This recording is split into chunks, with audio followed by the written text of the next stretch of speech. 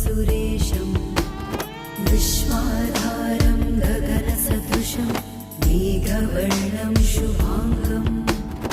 लक्ष्मीकान्तं कमलनयनं योगिहृद्ध्यानगम्यं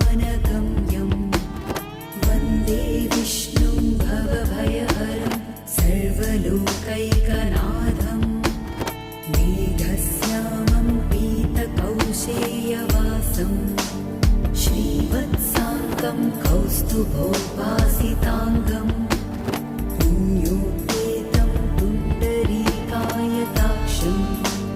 विष्णुं वन्दे सर्वलोकैकनाथं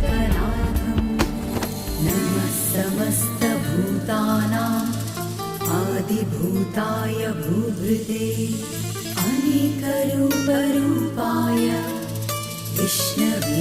प्रभविष्णवे